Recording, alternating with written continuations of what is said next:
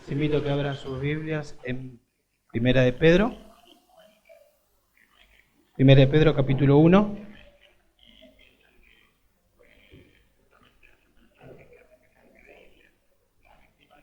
Verso 22 al 25 vamos a leer. Primera de Pedro, capítulo 1, verso 22 al 25. Dice así la palabra de Dios. Puesto que en obediencia a la verdad habéis purificado vuestras almas para un amor sincero de hermanos, amaos unos a otros entrañablemente de corazón puro, pues habéis nacido de nuevo, no de una simiente corruptible, sino de una que es incorruptible, es decir, mediante la palabra de Dios, que vive y permanece. Porque toda la carne es como la hierba y toda su gloria como la flor de la hierba. Sécase la hierba, cáese la flor, mas la palabra del Señor permanece para siempre. Y esta es la palabra que os fue predicada. Nuestro Señor, antes de ir a la cruz, la noche antes, durante su ministerio, pero la noche antes de ir a la cruz, se juntó con sus discípulos y entre otras cosas que Él dijo, una de suma importancia que le enfatizó mucho fue acerca del amor mutuo que tenían que tenerse los discípulos unos a otros, debían amarse. Es decir, la futura iglesia, la iglesia comienza en Hechos 2, pero ahí estaba el grupo de discípulos y la iglesia tendría que amarse y eso es lo que el Señor enfatizó. Por ejemplo, en Juan 15, que es justamente la noche antes de ir a la cruz, el Señor dice, este es mi mandamiento, que os améis los unos a los otros, así como yo os he amado. Nadie tiene un amor mayor que este, que uno dé su vida por sus amigos. El Señor nos manda y espera que nos amemos. Manda y espera que nos amemos unos a otros. Él lo hizo, Él lo hace.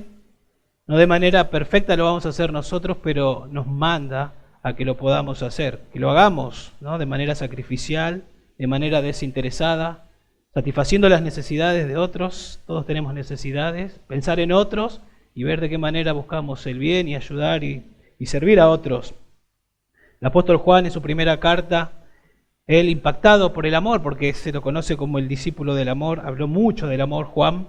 En 1 Juan 3:23, él dice, y este es su mandamiento, que creamos en el nombre de su Hijo Jesucristo, y que nos amemos unos a otros como Él nos ha mandado.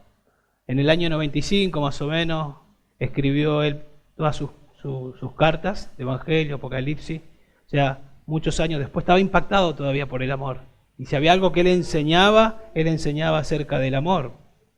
Pablo mismo nos manda en varias partes de sus escritos y en la parte práctica de Efesios, ustedes saben, tiene una parte doctrinal y la parte práctica, dice, andad en amor, así como también Cristo os amó y se dio a sí mismo por nosotros, ofrenda y sacrificio a Dios como fragante aroma. Jerónimo, uno de los padres de la iglesia, cuenta que al final de sus días, cuando Juan ya estaba muy viejito, lo único que decía una y otra vez era esto: hijitos, ámense unos a otros. Lo traían, imagínense, ahí lo traían, se sentaba y se acercaban a él y iban a escuchar mucho que repetía, hijitos, ámense unos a otros. Hijitos, ámense unos a otros. Una combinación de lo que Jesús dijo allá en Juan 13, 34 y 35, este es un mandamiento nuevo, que os améis unos a otros. Y bueno, lo repetía tanto que cuando sus discípulos parece que se cansaron un poco de escuchar tanto, ámense unos a otros, dice que le preguntaron, maestro, ¿por qué repites eso todo el tiempo? Y él respondió, porque es el mandamiento del Señor. Y si solo eso se hace, es suficiente. Y uno dice, si eso se hace, es suficiente. Ustedes saben que cuando al Señor le dijeron, ¿cuál es el primer gran mandamiento? Él dice, amarás a tu Dios con todo tu corazón, mente y alma. Y el segundo, a tu prójimo, como a ti mismo. Y sabemos que el amor, tanto a Dios, el amor a Dios se evidencia en obediencia. Entonces, si yo estoy amando a mi prójimo es porque amo a Dios. Es porque estoy sumergido en las Escrituras, porque me está controlando el Espíritu. No hay otra manera de amar. No hay otra manera de cumplir este mandamiento. Y yo amo a mi prójimo, no le voy a mentir, no le voy a robar, no voy a estar pensando tanto en mí, sino en mi hermano en este caso, en hacerle bien a él, en ver de su situación. Y también es interesante que el que dice esto, no solamente compartiendo los textos de Juan, sino también esto que dijo Jerónimo, es el que también como los otros discípulos, pero lo podemos ver en él, cuando el Señor dice, vamos a Jerusalén, y tenían que ir a Jerusalén porque el Señor iba a ir a morir, a dar su vida por los suyos. Ahí nosotros vemos un espíritu de rivalidad que tanto Juan como Jacobo le dijeron al Señor, y involucraba a su madre, queremos un lugar a la derecha, otro lugar a la izquierda. Había rivalidad. Imagínense que la iglesia empezaba de esa manera, con rivalidad, con contiendas entre ellos. No iba a ser un impacto, iba a ser algo más. Si alguien entra a una iglesia donde no hay amor en el sentido práctico que vamos a tratar de entender, y es algo más, como en el club al que voy, como en la sociedad de fomento en la que está en la esquina de mi casa, como en la cancha de fútbol, hay rivalidad. Como en el trabajo, contiendas, hay unidad. Pero el amor mutuo de hermanos es una marca bíblica y poderosa en la iglesia del Señor. Es algo sobrenatural, que pasa, que debe pasar y que nosotros somos llamados a practicar. El resultado de ese amor mutuo no va a ser admiración de parte del mundo, pero sí va a ser atracción. El mundo va a ser atraído. Y la iglesia va a ser como una especie de imán. Obviamente nadie se va a salvar por el testimonio, pero sí al ver van a ser atraídos, van a ver algo diferente que no ven en otro lugar y va a estar listo el terreno para que entonces les podamos explicar. Yo no era así. ¿Sabes lo que ocurrió? Un día, imagínense Pablo contando eso, un día camino a Damasco, el Señor me derribó y el Señor me salvó. Yo no era así. Y nosotros podemos decir lo mismo, yo no era así. Hasta que, y ahí puedes contar tu testimonio, enfatizando el Evangelio. El Señor me salvó y me transformó. Y me sigue cambiando, no soy perfecto. Lucho con mi egoísmo, lucho con el orgullo. Pero el Señor me capacitó para que yo pueda ser amoroso, para que yo pueda amar, no solo a Él, sino a mis hermanos, al prójimo. Pero acá en el texto específicamente está hablando de mis hermanos. Entonces podemos decir que la proclamación cristiana debe hacer al Evangelio audible, porque si nos manda a nosotros a predicar el Evangelio, tenemos que proclamar el Evangelio, hacerlo audible, como lo vamos en algún momento a hacer. Pero también los cristianos, viviendo juntos en congregaciones locales, debemos hacer el Evangelio visible. ¿De qué manera? Amándonos unos a otros. Así se llama un libro de Mac Dever, la iglesia es el Evangelio visible. La iglesia, el Evangelio visible. Tienen que mirar y ver las implicaciones de lo que pasó en la cruz. ¿Por qué se aman estos hermanos? ¿Por qué? Yo he charlado con estos hermanos, yo sé que no son perfectos, pero tienen algo que no lo veo en otro lugar. El Evangelio visible, las implicaciones, los efectos del Evangelio deberían ser. Así que si hemos de ser una iglesia bíblica, tenemos que enfatizar obviamente la predicación bíblica, la adoración cristocéntrica, la adoración a Dios, pero también el amor fraternal. Ayer hablábamos un poquito, podemos ser bíblicos desde el púlpito, hablar, y después ser fríos entre nosotros. Nos sentamos, nadie se interesa por nadie, escuchan, se van, hasta el otro domingo no nos enteramos de nada y venimos, escuchamos y nos vamos. Es como que no se ve, ¿no? El poder, no es visible el Evangelio. Ya para meternos en el texto o en el contexto también, pensemos un poquito de nosotros, que como recién decía, luchamos con nuestro egoísmo, con nuestro egocentrismo. Si bien intentamos amar, luchamos con nuestro egocentrismo. Y es una realidad que cuando estamos nosotros en problemas, cuando sufrimos, ¿sí?, se manifiesta mucho más nuestro ego, nos ensimismamos, porque estamos pasando por un momento que no nos gusta pasar. ¿A quién le gusta sufrir? ¿A quién le gusta atravesar pruebas? Y cuando estamos en esos momentos, tendemos a pensar mucho en nosotros, no pensamos en los demás. Hace un tiempito vimos el pasaje de Lucas, Jesús muriendo con los 2 ladrones y nuestro Señor sufriendo tremendamente y a punto de sufrir la ira de su Padre, pero sufriendo ya, habiendo sufrido previamente y sufriendo en la cruz, y toda la gente burlándose de él pensaba en ellos, aún sufriendo, pensaba en ellos. Tuvo tiempo de hablar con uno de estos ladrones, tuvo tiempo para hablar y guiarlo a la vida eterna. Bueno, a nosotros a veces nos cuesta, pero ¿saben que Pedro le escribe a personas que están sufriendo? Personas que están sufriendo. Nerón había incendiado la ciudad y había usado a los creyentes como chivo expiatorio, ya eran odiados, entonces él tenía una locura por construir, por mejorar, entonces vamos a destruir a través de un incendio para poder mejorar, pero no se lo atribuyó a él mismo, fueron los cristianos que ya eran odiados. Imagínense, se intensifica la persecución, el sufrimiento. Y a esos hermanos que están sufriendo, Pedro le escribe esta carta para animarlos, para fortalecerlos, para darle dirección, como un pastor del Señor. ¿Se acuerdan antes de cuando el Señor resucitado se encontró con Pedro? Le dijo: Pedro, ¿me amas? Apacienta mis ovejas. Y acá está Pedro apacentando a las ovejas que están sufriendo. Y le escribe una carta, como dije, para darle dirección y para decirles que es posible vivir cristianamente aún en medio de pruebas y de persecución. Si ustedes leen 1 de Pedro, seguramente lo han leído, se van a dar cuenta que uno de los temas dominantes es el sufrimiento. Se habla bastante del sufrimiento. Y uno de los propósitos por el cual Pedro escribe es hacerle entender que en ese escenario que ellos están, es el escenario misionero o evangelístico. Debían vivir en santidad, como le dice en capítulo 1, versos 15 y 16. Debían vivir en temor, como dice en el verso 17. Pero también debían vivir amándose unos a otros en ese contexto. ¿Sí? En ese contexto.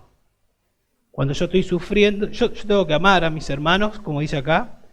Y aún cuando estoy sufriendo, yo tengo la capacidad, por lo que dice acá, de amar. De ser amado y de amar. Y de no tanto ensimismarme y pensar tanto en mí, aunque yo tenga problemas, situación, y puede ser, ¿no?, lo que sea. Puede ser una enfermedad tremenda, pero la Biblia dice que no nos va a venir nada que no podamos soportar. Dios siempre nos va a dar la gracia para que podamos soportar, la gracia para que podamos aplicar esto. Y no hay cosa más impactante que cuando personas están con una prueba tremenda y vos vas para poder ayudar, consolar o algo, y la persona te ministra. Y vos decís: wow, es la gracia de Dios, ¿no? Es la gracia de Dios. Bueno, ya hemos leído el pasaje. Y lo que vamos a ver básicamente en este pasaje es que Dios nos llama a amarnos mutuamente. Ahí lo dice claramente en el verso 22. Amaos unos a otros. Amaos unos a otros. Dios nos llama a amarnos. Podemos decir, los creyentes debemos amarnos mutuamente. Y vamos a ver 4 razones de por qué podemos hacerlo. Por qué somos capaces y debemos hacerlo. No es que Dios nos dice que hagamos algo para lo cual Él no nos capacita. Pedro va a decir, nosotros los creyentes debemos amarnos mutuamente, y acá hay razones que yo les quiero enseñar y mostrarles que ustedes pueden hacerlo a su auditorio, y obviamente nosotros también. Hermanos que están sufriendo, entonces, pueden ser amados y pueden amar. Y no solamente hay que sufrir para aplicarlo, obviamente, lo que Pedro está diciendo, aún en el sufrimiento podemos hacerlo. ¿Sí? Podemos hacerlo. Entonces vamos a ver en primer lugar que debemos amarnos mutuamente, debemos amar a nuestros hermanos porque fuimos redimidos o purificados, para usar la palabra que usa acá Pedro. Debemos amar a nuestros hermanos porque eso es el objetivo o es el resultado para el cual fuimos salvados. Dice ahí que fuimos purificados para un amor sincero de hermanos.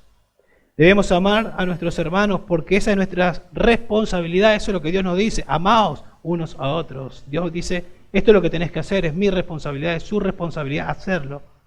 Debemos amar a nuestros hermanos porque fuimos regenerados, porque fuimos hechos nuevas criaturas, no somos lo que éramos. Aquel que está en Cristo nueva criatura es, y acá dice que nos hizo nacer de nuevo en el verso 23, por eso podemos amarnos unos a otros. Comencemos en primer lugar por la primera razón. Debemos amarnos mutuamente porque fuimos redimidos, porque fuimos purificados. Puesto que en obediencia a la verdad habéis purificado vuestras almas. Habéis purificado vuestras almas. Pedro usa esa palabra purificar que se deriva de los ritos ceremoniales del Antiguo Testamento, que se usaba y que se realizaban purificaciones externas que enfatizaban una purificación interna. Antes de entrar a adorar, se purificaban. Por ejemplo, dice en Juan 11:55, estaba cerca la Pascua de los judíos, y muchos de la región subieron a Jerusalén antes de la Pascua para purificarse. Antes de participar de la Pascua se purificaban. Era algo externo.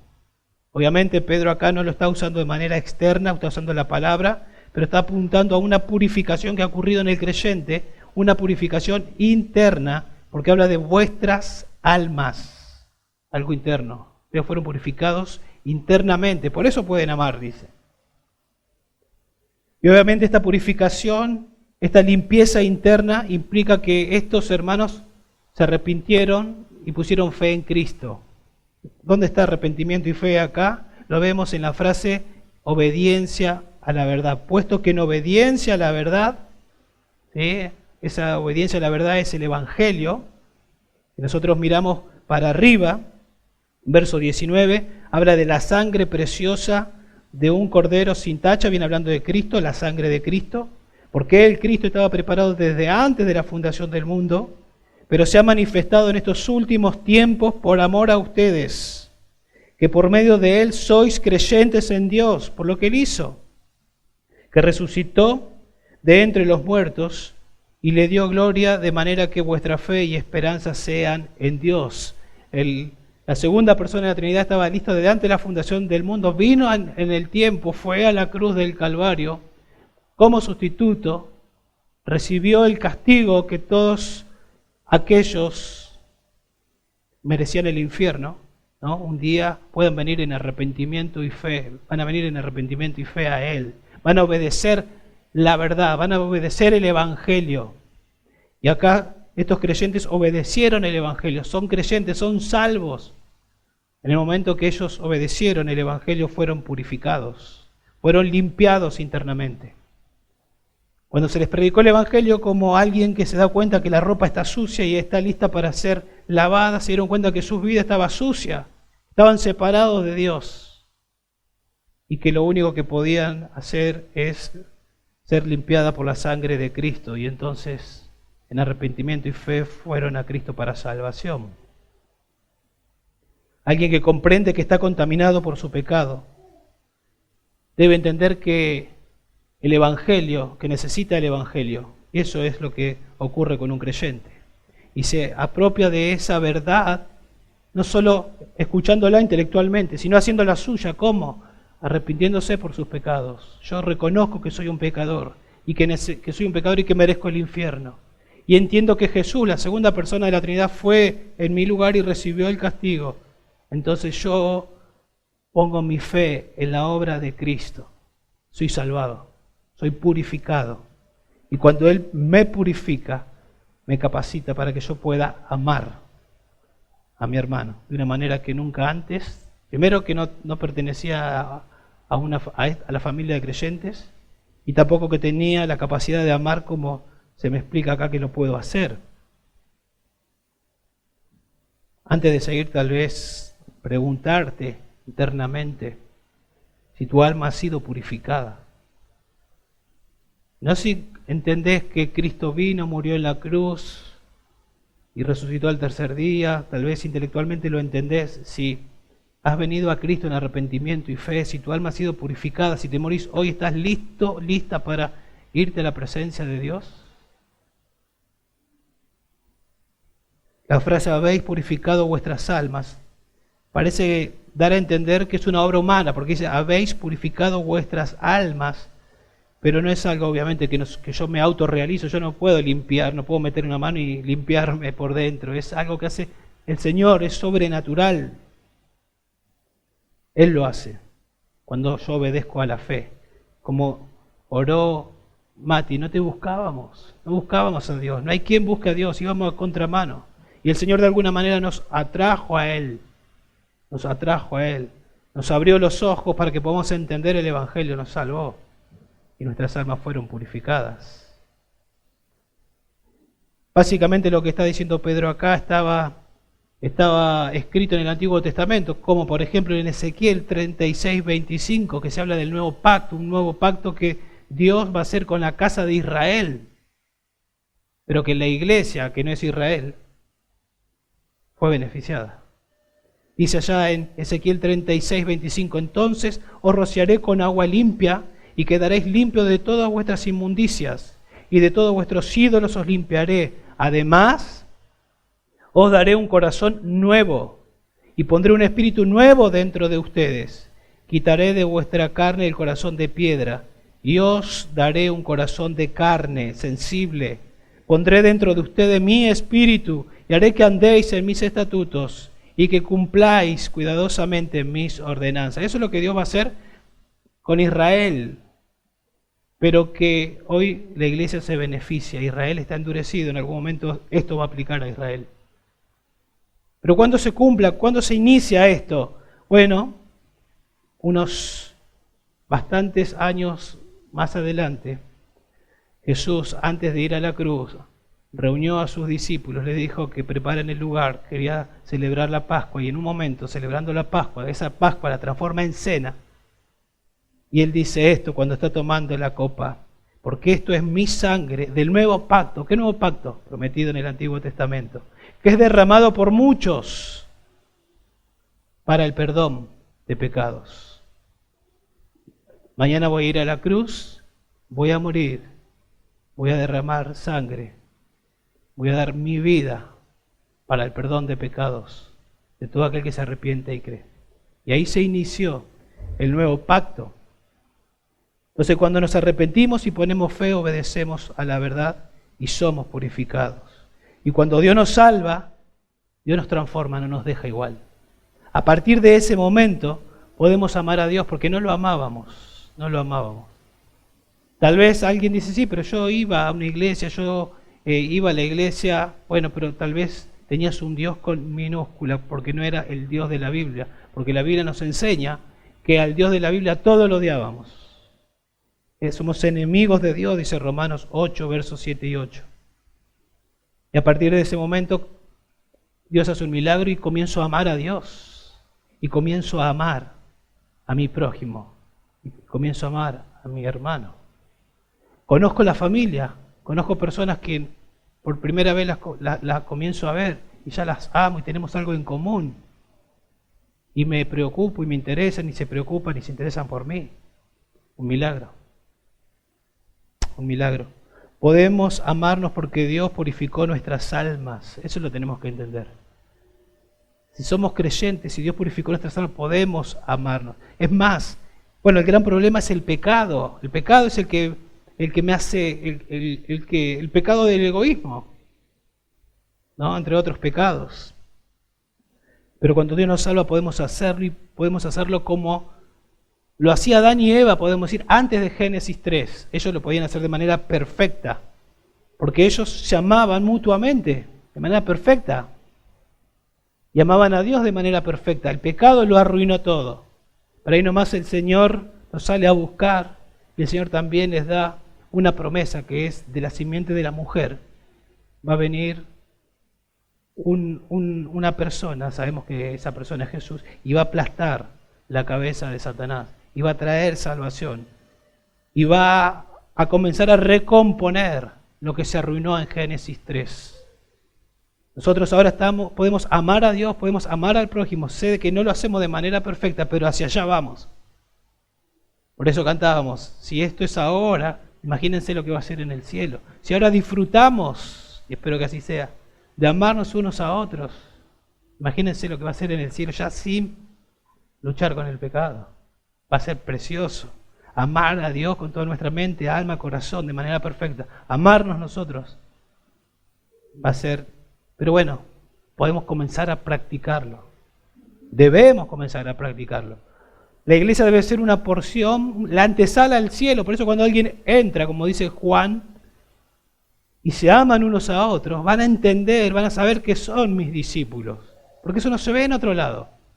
Se va a ver en el cielo de manera perfecta, pero se puede ver entre nosotros de manera imperfecta, pero que va progresivamente perfeccionándose. Es algo sobrenatural, llegamos a ser nuevas criaturas. Piensen por un momento para ver este milagro precioso en Saulo de Tarso, quien participó del apedreamiento de Esteban, quien después pidió cartas para ir a Damasco a buscar creyentes porque odiaba con todo su corazón el mensaje que predicaban y a los cristianos los odiaba con toda su alma. Y en un momento, en Hechos 9, cae derrotado. Y de un momento para el otro, su alma fue purificada.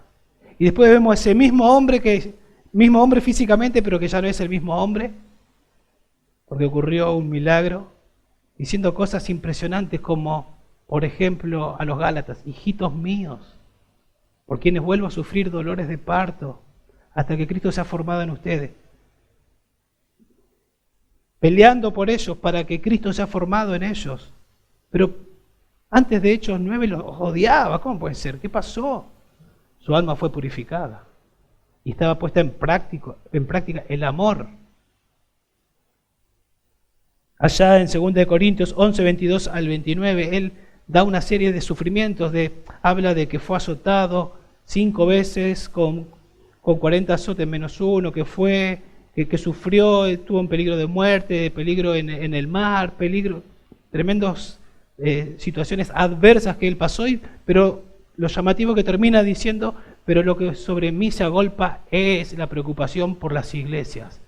O sea, yo hago todo eso porque quiero llegar a las iglesias para ministrarles. Pero para un poco, Pablo, pensá un poquito en vos, estás sufriendo demasiado.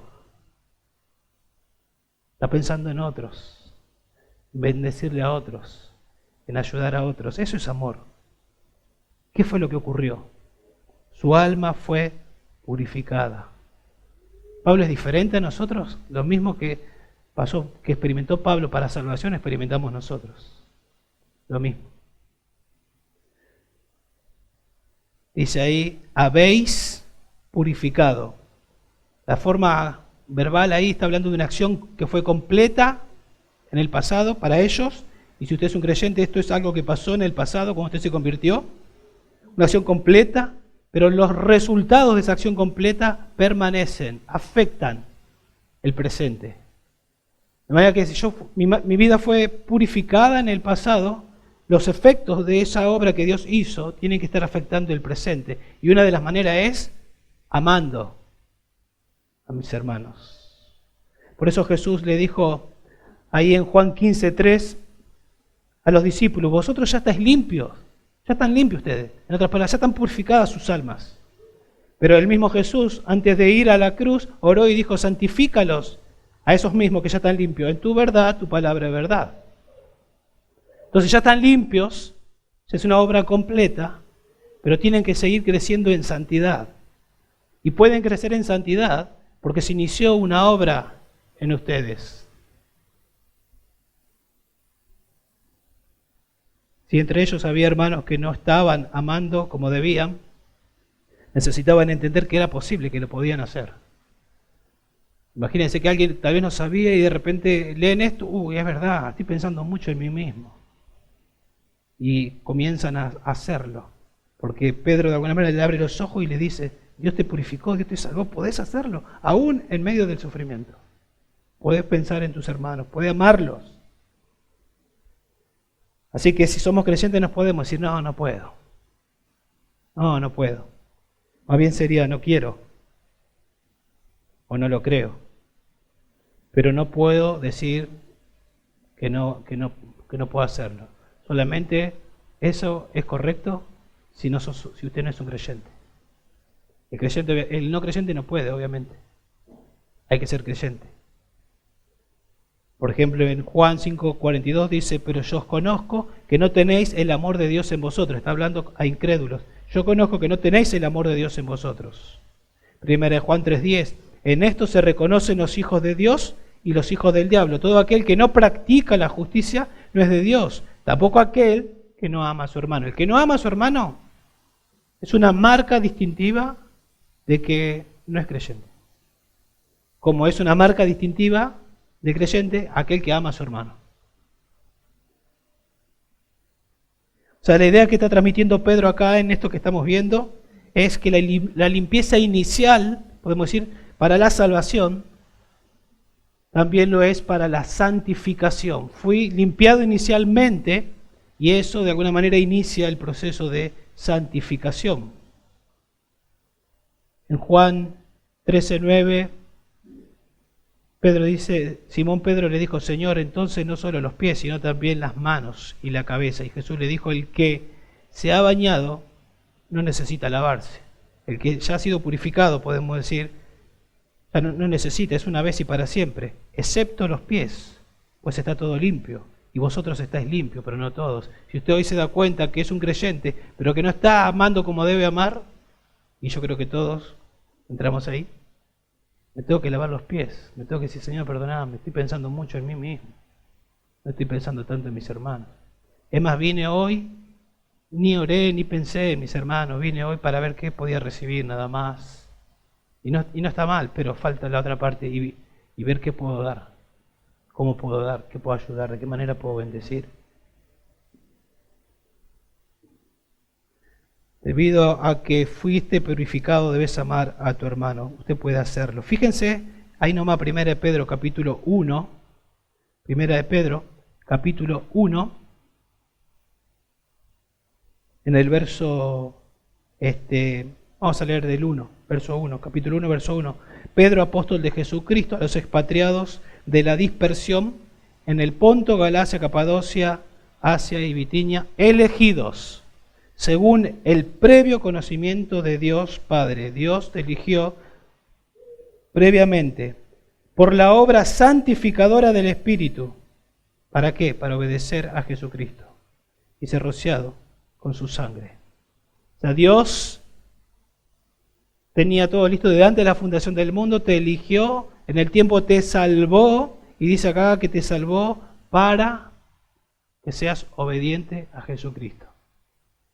Entonces, mi respuesta es obedecer. Yo estoy capacitado para obedecer lo que se me manda. Y se me manda, en este pasaje, amar a mi hermano. Entonces, en primer lugar, debemos amarnos porque fuimos redimidos, porque fuimos purificados. Si usted ha sido purificado, usted puede amar a su hermano. En segundo lugar, debemos amar a nuestros hermanos porque es el resultado de la salvación o el objetivo de la salvación. Puesto que en obediencia a la verdad habéis purificado vuestras almas, y dice, para un amor sincero de hermanos. O sea, usted fue purificado en su alma para amar a su hermano, entre otras cosas, obviamente. Implica amar a Dios también, ¿no? Porque el resultado de amar a mi hermano eso fluye de amar a Dios. El resultado de haber sido purificado es amor sincero de hermanos, es lo que vemos acá. Recién hablábamos un poquito de Pablo. Lo vemos en Pablo. Saulo de Tarso se convirtió en el amoroso Pablo, podemos decir.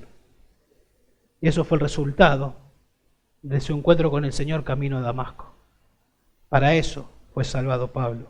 Y dice, para un amor sincero de hermanos. En el original habla de, la frase es amor de hermanos. La palabra ahí es Filadelfia. Ustedes saben, conocen. Es una manera de hablar del amor, o esa palabra o esa clase de amor se refería al afecto entre familias. Y en el Nuevo Testamento comenzó a usarse para el afecto o el amor entre hermanos, la familia espiritual. Entonces, cuando Dios nos salva, nos introduce en su cuerpo, dice 1 Corintios capítulo 12, verso 13. Somos introducidos en el cuerpo, pero también vemos que Dios nos manda no aislarnos y quedar, bueno, pertenezco al cuerpo de Cristo universal, sino que tenemos múltiples evidencias de que Dios quiere que nos congreguemos en una iglesia local, Si no, ¿cómo yo aplico cosas como esta? Tengo que tomar la cena si soy un creyente, me tengo que bautizar, ¿dónde me bautizo? En una iglesia local. Tengo que tomar la cena, ¿dónde la tomo? En una iglesia local. Tengo que amar a mi hermano, ¿dónde aplico eso? En una iglesia local. Se me manda a ofrendar, ¿dónde aplico eso? En una iglesia local. Se me habla de pastores, de ancianos, de obedecer a los pastores, siempre y cuando estén enseñando la Biblia y estén siendo ejemplos. Someter, bueno, ¿quiénes son mis pastores? Tiene que ser una iglesia local. Y bueno, tengo que pertenecer a una iglesia local. Y en la iglesia local, donde no tengo que dejar de congregarme, no tengo que venir y estimular a mi hermano al amor y a las buenas obras. Hay que amarse. Hay que amarse. O sea, el plan eterno de Dios, podemos decir, ha sido siempre mostrar su gloria a través de individuos, pero también a través de un cuerpo. Y ese cuerpo es la iglesia, donde hay creyentes que se aman, que se sostienen, que se apoyan, que se sirven mutuamente, a pesar de sus pecados, porque no somos perfectos, a pesar de las diferencias, porque no tenemos todas las mismas, la misma manera de pensar en cuanto a cosas, obviamente que lo que nos guía es la Biblia, a pesar de diferencias sociales, raciales, intelectuales, culturales, etc. En ese contexto podemos amarnos, y nos amamos aún sabiendo que hay pecado entre nosotros y que muchas veces nos vamos a herir, porque es así. El tema es que lo resuelvo bíblicamente. Cuando lo resuelvo bíblicamente a eso, ahí estoy aplicando el amor.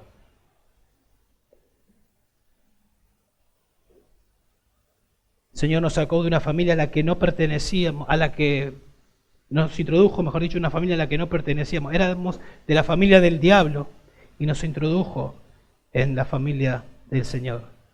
Y es evidente que Dios nos quiere entre hermanos. Dios nos quiere entre hermanos. Cuando usted está mucho tiempo aislado y no ve a los hermanos, y no ve a los hermanos y no ve a los hermanos, piense, Dios no es el plan de Dios.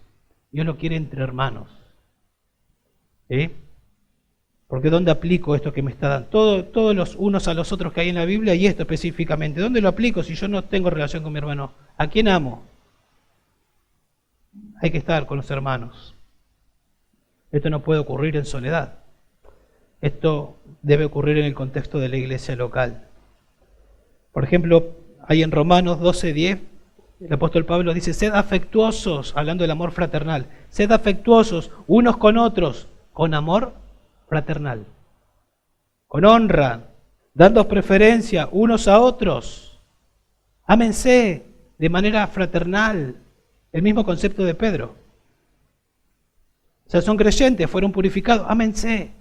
Eso es lo que está diciendo acá Pablo, en Romanos 12:10. Dedíquense a otros con un amor familiar. Con un amor familiar. Tenemos un padre, tenemos una familia. Dedíquense unos a otros. No basados en la atracción ni en la preferencia. Lo voy a amar a el hermano Juan Carlos porque yo sé que si le amo me va a ir bien, porque él va a responder de una manera, yo sé lo que él tiene. Entonces, no, eso no es. La idea de amor fraternal es desinteresado. Estoy amando porque quiero hacerle bien a mi hermano y no pensando en que, como un boomerang, que amar a mi hermano va a resultar en que después voy a tener algo a mi favor. Eso en realidad es egoísmo, no es amor. Pero tenemos que examinarnos. Pablo dice en Filipenses 2:3 que debemos estimar a los demás como superiores a nosotros mismos. Ahí entra el amor. Pero está hablando de la humildad también. Siempre la humildad y el amor van de la mano. Y después da el ejemplo de Jesús. Estímense a los demás como superiores a ustedes mismos, y después haya en vosotros este sentir que hubo también en Cristo Jesús, el cual, siendo en forma de Dios, si ustedes conocen el pasaje, ¿Qué hizo? Vio pecadores. ¿Qué vio de bueno? Me conviene amarlos a ellos porque voy a recibir, dice Jesús. Desinteresadamente nos amó, dio su vida por nosotros. Bueno, así, de esa manera hay que hacerlo. En 1 Tesalonicenses, una iglesia bien nuevita, que Pablo tuvo un tiempo y tuvo que huir por su vida. Escribe esto Pablo: más en cuanto al amor fraternal, lo mismo que está hablando Pedro, lo mismo que está hablando Pablo en Romanos, más en cuanto al amor fraternal, le dice esta iglesia nueva, no tenéis necesidad de que nadie os escriba, porque vosotros mismos habéis sido enseñados por Dios a amaros unos a otros. ¿Cómo? ¿No tiene necesidad que les enseñe? ¿Ya Dios se los está enseñando? Porque cuando Dios te purifica, hace una obra sobrenatural. Y lo que comienza a pasar es algo, el resultado es que comenzás a amar a los hermanos. De hecho, yo no entendía, pero yo desde chico me juntaba con chicos del barrio. Y una de las cosas que pasó cuando yo me convertí fue que yo no entendía, porque ahora entiendo. Quería estar con la iglesia. Quería estar con esos hermanos que había conocido. Y una de las cosas que me decían es, los conociste hace un mes y te vas con ellos. Y yo quería estar con ellos, con los hermanos. Ahora entiendo qué era lo que había pasado. Un milagro. Era una nueva criatura. No lo despreciaba a ellos, pero quería estar con mis hermanos. Quería estar con ellos, quería aprender con ellos, quería servir con ellos. Bueno, Romanos 5:5 dice que el amor de Dios ha sido derramado en nuestros corazones por medio del Espíritu Santo que nos fue dado. Cuando Dios nos salva, viene el Espíritu Santo a vivir en nosotros y el amor de Dios es derramado en nosotros. Y ahora yo, con ese amor que Dios pone en mí, yo puedo amar a Dios y puedo amar a otros. 1 Juan 2:9 dice que está en la luz y aborrece a su hermano, está aún en tinieblas. El que ama a su hermano permanece en la luz y no hay causa de tropiezo en él. En 1 Juan 3:14, nosotros, los creyentes, sabemos, tenemos la certeza que hemos pasado de muerte a vida. ¿Por qué? Porque amamos a los hermanos. El que no ama permanece en muerte. ¿Ves? El amor mutuo entre hermanos es una marca de que somos creyentes. Es una marca de alguien que es un hijo de Dios. 1 Juan 4:7, amados, amémonos unos a otros. ¿Por qué? Porque el amor es de Dios. Dios en esencia es amor. Y todo el que ama es nacido de Dios y conoce a Dios. El que no ama no conoce a Dios, porque Dios es amor. Cuando Dios me salva, dice 2 de Pedro 1:4, nosotros los creyentes llegamos a ser participantes de la naturaleza divina. ¿En qué sentido? Dios viene a vivir en mi vida. Dios es amor. Dios viene a vivir en mi vida y ahora yo puedo amar. Yo puedo amar. Y escuchen esto.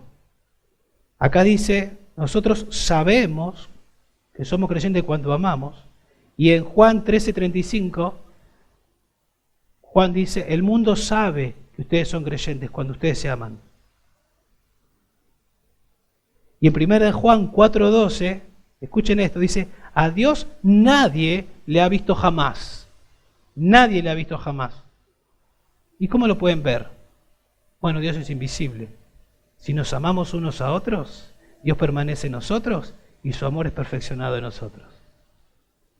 Dios es invisible, Jesús ya no está acá corporalmente, se fue, pero dejó su cuerpo.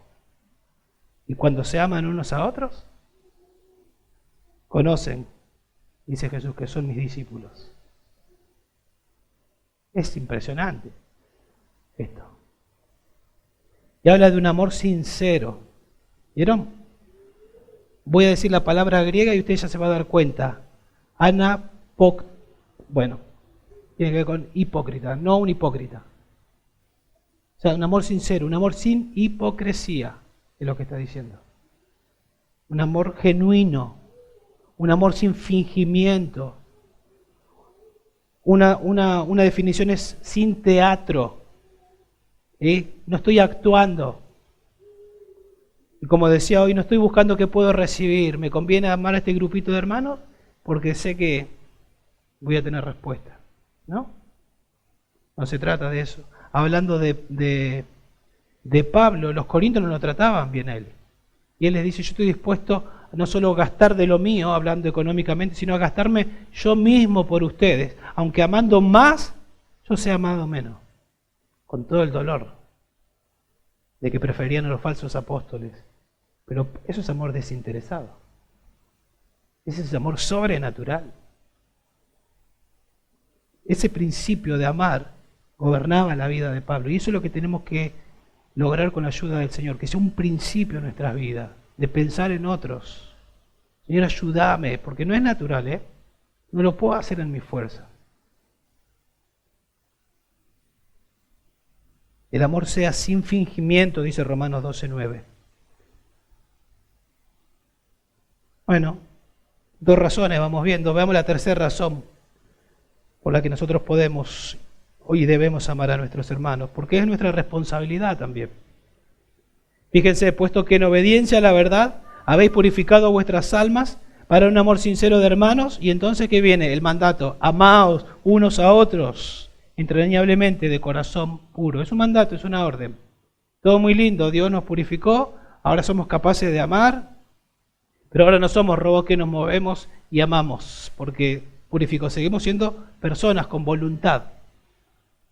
Y somos capaces de hacerlo, pero se nos manda, porque aún Romanos 7, luchamos con el pecado que mora en nosotros, luchamos con el egoísmo, con ser ególatras, egocéntricos. Entonces se nos manda a nosotros, es mi responsabilidad, es mi Pedro apunta a mi voluntad, yo tengo que voluntariamente decidir amar a mi hermano. Y si ustedes son como yo, hay una lucha, es más fácil quedarme tranquilo, cómodo, es más fácil que pensar en otro y que movilizarme, ayudar a otro y bendecir a otros. Pero cuando lo hacemos y somos obedientes, hay un gozo inexplicable.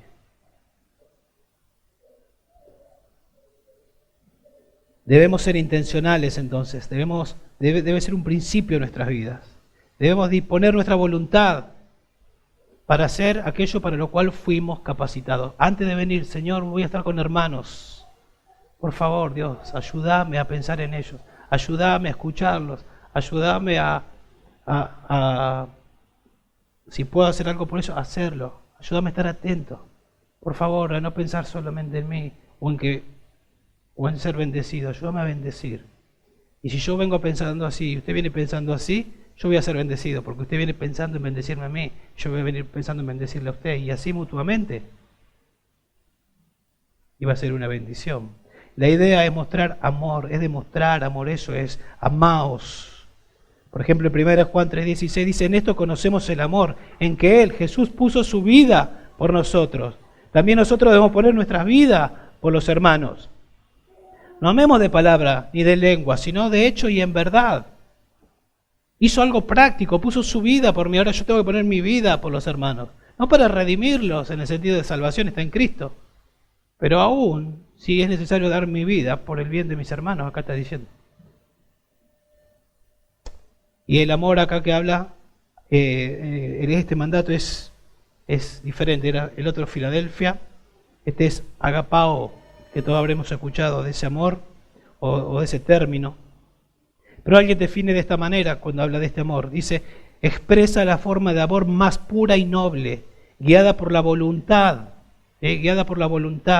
no movida por las apariencias superficiales, por la atracción emocional o la relación sentimental.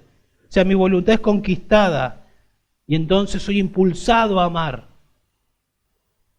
No por, como vengo diciendo, por beneficios o por sacar un crédito, sino que soy impulsado a vivir como vivió Jesús. Él vino no para ser servido, sino para servir y para dar su vida en rescate por muchos. Y entonces cuando aplico esto, estoy viviendo a Cristo.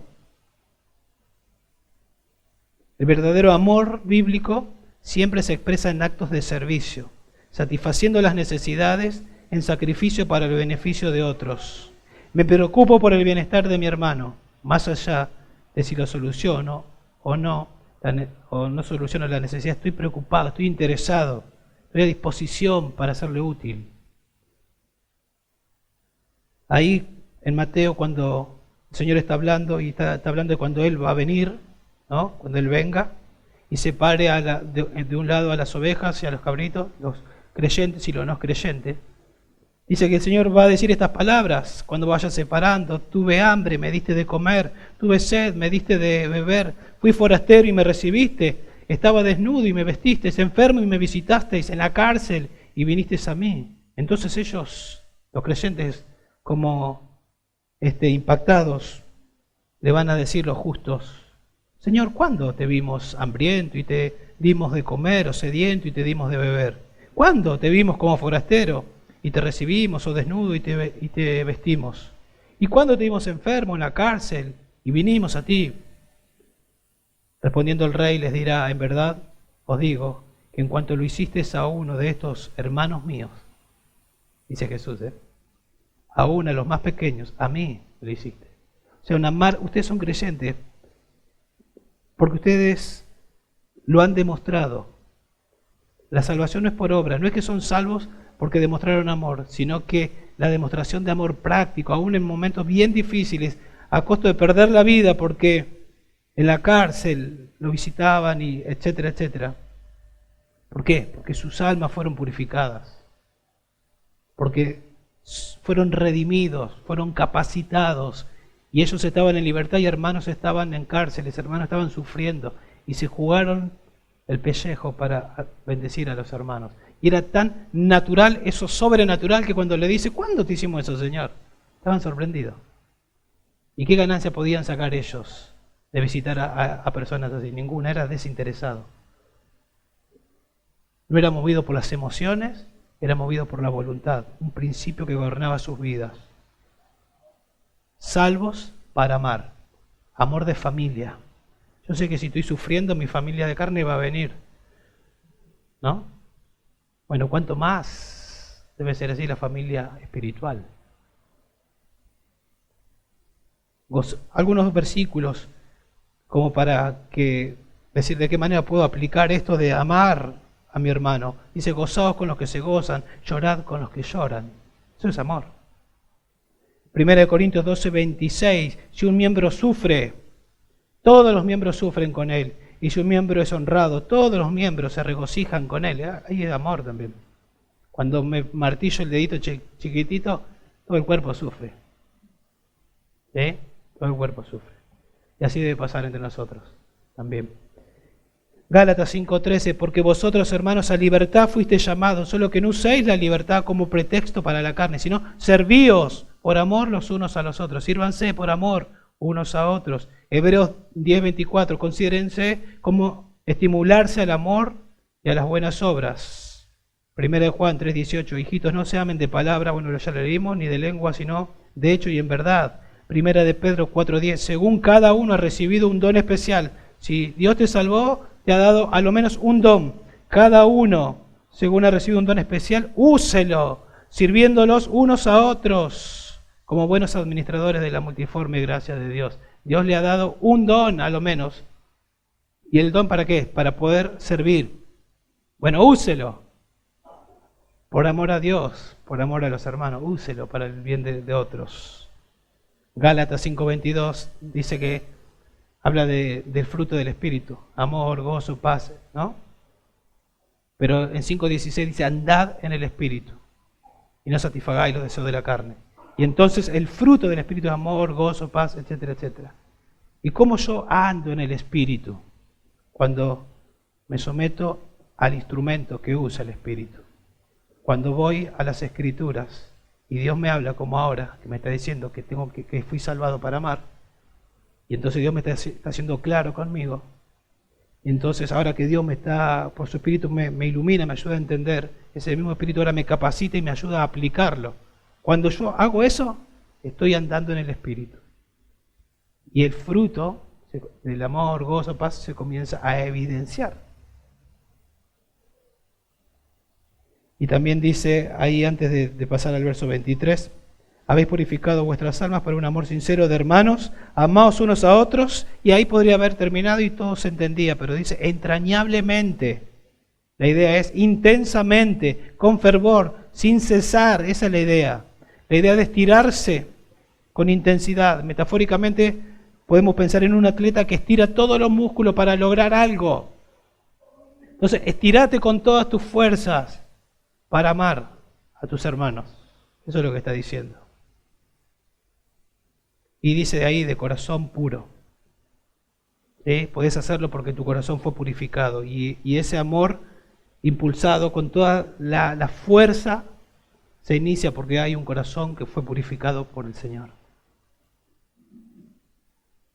Y pasemos ya a la última razón. La última razón por la que nosotros podemos amar es porque fuimos regenerados. Fuimos regenerados. Pues habéis nacido de nuevo, no de una simiente corruptible, sino de una que es incorruptible, es decir, mediante la palabra de Dios que vive y permanece. Y luego, verso 24, verso 25, pues habéis nacido de nuevo. Otra vez, una acción completa que pasó en el pasado y que los resultados son presentes. Habéis nacido de nuevo, Dios te hizo nacer de nuevo. Ahí en el capítulo 1, en el verso 3, lo dice, observen, 1:3. Bendito sea el Dios y Padre de nuestro Señor Jesucristo, quien según su gran misericordia nos ha hecho nacer de nuevo. ¿Quién? Dios me hizo nacer de nuevo. Dios me hace nacer de nuevo. Y entonces yo puedo amar porque Él me hizo nacer de nuevo. El apóstol Pablo dice en Gálatas 2:20, usando también un verbo que habla de una acción completa, pero que también su vida es afectada y que tiene que ver con el Evangelio. Él dice, un pasaje que todos conocemos, 2:20, con Cristo he sido crucificado. Eso pasó cuando me convertí, dice Pablo. He sido crucificado. ¿Y cuáles son las implicancias de que eso pasó? Ya no vivo yo. Cristo vive en mí. Y lo que ahora vivo en la carne, lo vivo en la fe del Hijo de Dios, ¿no? Bueno, muy bien, quería ver si estaban atentos. Pero Pablo podía experimentar y podía mostrar más y más a Cristo, porque eso era el efecto de que con Cristo Él había sido crucificado. Y los efectos de que nacimos de nuevo, de que es una obra completa, los resultados, uno de esos resultados es que nos amamos. ¿Por qué se aman estos hermanos? Porque fueron purificados. Porque Dios se los manda, que es su responsabilidad. Porque es el resultado de la salvación. Porque son nuevas criaturas. Que son nuevas criaturas. Entonces lo que Cristo hizo en la cruz altera permanentemente quiénes somos ahora y quiénes seremos. Continuamente. No perdemos la salvación, su obra fue completa, pero eso que Dios hizo, camino a Damasco con Pablo, en mi caso, en el febrero cuando yo tenía 19 años, en el año 97, Dios lo hizo, eso sigue afectando mi vida y su vida. Con Cristo hemos sido bautizados en Cristo, hemos sido bautizados en su muerte, dice Pablo en Romanos. Por tanto, hemos sido sepultados con Él por medio del bautismo para muerte, a fin de que como Cristo resucitó de entre los muertos por la gloria del Padre, así también nosotros andemos en novedad de vida, porque somos nueva criatura.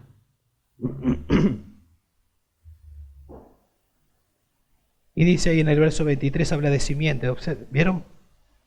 Pues habéis nacido de nuevo, no de una simiente corruptible, sino de una que es incorruptible. ¿Y cuál es esa simiente? Ese instrumento que da vida, así como una semilla de naranja cae y sale un árbol de naranja, una semilla de durazno cae y sale un árbol de durazno. De la misma manera Dios usó una semilla, pero a diferencia de estas semillas de árboles, son perecederas, una que es incorruptible, dice ahí. Y dice que es la palabra de Dios. Que es la palabra de Dios. Todo lo demás es transitorio. Observen que dice verso 24. Toda la carne es como la hierba, toda su gloria como la flor de la hierba, sécase la hierba, cáese la flor, pero, o más, la palabra del Señor permanece para siempre. Y esta es la palabra que os fue predicada. Y esa es la palabra que te dio nueva vida. No algo perecedero, algo incorruptible. ¿Sí? El cambio en la vida de ellos no podía frustrarse. El cambio en su vida no puede frustrarse porque Dios le hizo una nueva criatura con su palabra, que es incorruptible, invencible. Todo pasa, pero su palabra no va a pasar. Él comenzó una obra en usted y la va a perfeccionar hasta el día de Jesucristo. Obviamente luchamos con el pecado, pero la palabra de Dios sigue actuando, esa semilla sigue actuando en nosotros. Entonces podemos y debemos amarnos unos a otros porque fuimos redimidos, porque es el resultado de ser salvos, porque es nuestra responsabilidad y porque fuimos regenerados. John MacArthur dice, ya terminando, el llamado en este texto es para que los santos manifiesten un amor eterno por sus hermanos creyentes, el cual es coherente con una vida incorruptible en Jesucristo por el poder de la palabra del Evangelio, que en sí es incorruptible. Y encontré hoy, y lo puse, no sabía si lo iba a leer, ahora lo voy a leer, un par de preguntas ahí que nos ayudan a examinarnos. No sé, de algún comentario, ahí lo tenía, y dice, por ejemplo, lo siguiente: ¿de qué manera se relaciona con sus hermanos en la fe? ¿De qué manera amas a tus hermanos? ¿Amas a tus hermanos? ¿Cuidas de sus necesidades? ¿Velas por su bienestar antes que el tuyo? ¿Ves la importancia de congregarte como un momento de estimularnos al amor? ¿Buscas orar por tus hermanos regularmente? ¿Buscas compartir tiempos con ellos? Comidas, caminatas, paseos, compartir la vida juntos. ¿Buscas ser hospitalario y recibir hermanos en tu casa? ¿Buscas animar al desanimado? ¿Corregir al que está en pecado? ¿Exhortar al que está desviándose? ¿Perdonás a tus hermanos que han pecado contra ti? ¿Perdonás completamente? ¿Buscas reconciliarte y restaurar la relación? ¿Te quejás de tus hermanos regularmente? ¿Juzgás incorrectamente a tus hermanos? ¿Hablas mal de tus hermanos? ¿Protegés a tus hermanos de los chismes? ¿Das alimento a tu hermano en necesidad? ¿Ofrendás regularmente para la obra del Señor? Y luego dice, el amor en la vida del cristiano tiene muchísimas facetas, pero todas reflejan el mismo amor, el amor que destila del Calvario, el amor de Cristo en la cruz por los pecadores, el amor que está buscando primeramente el bienestar de otros antes que el propio. Bueno, para evaluar nuestra vida a la luz de este texto, que Dios nos ayude a obedecer lo que hemos aprendido. Si vamos a hacer una iglesia bíblica, tenemos que predicar, poner la Biblia en el centro, tenemos que adorar a Dios, pero eso tiene que verse también en el amor mutuo de hermanos, y crecer en eso, Si lo estamos haciendo nos ponemos contentos, pero Pablo dijo que abundéis más y más, y así debe ser, que abundemos más y más en este amor, que Dios nos dé la sabiduría para aplicar este texto a nuestras vidas. Vamos a orar. Padre, te damos gracias, Señor, por tu palabra. Gracias por salvarnos, por introducirnos en tu familia. Gracias porque no te buscábamos, éramos enemigos tuyos. Pero nos buscaste, nos salvaste, nos diste una familia universal, pero también una familia local. Creemos que soberanamente, Dios, tú nos trajiste a este lugar y nos coloca con hermanos que no son perfectos como yo, tampoco lo soy, pero que están en un proceso de santificación, y en ese proceso, Señor, está obrando el Espíritu. Ayúdanos a aplicar lo que aprendimos. Ayúdanos a ser una iglesia amorosa, Dios. Una iglesia que predica el Evangelio, que lo hace audible, pero también que lo hace visible en la vida de sus hermanos, amándonos unos a otros, con ese amor, Señor, que somos capaces de dar, porque nuestra alma fue purificada, porque fuimos regenerados, porque somos nuevas criaturas y porque tenemos la capacidad de obedecer el mandato en el poder del Espíritu Santo. Ayúdanos, Dios, a no ser oidores nada más, sino hacedores de tu palabra. En el nombre de Jesús oramos. Amén. Amén.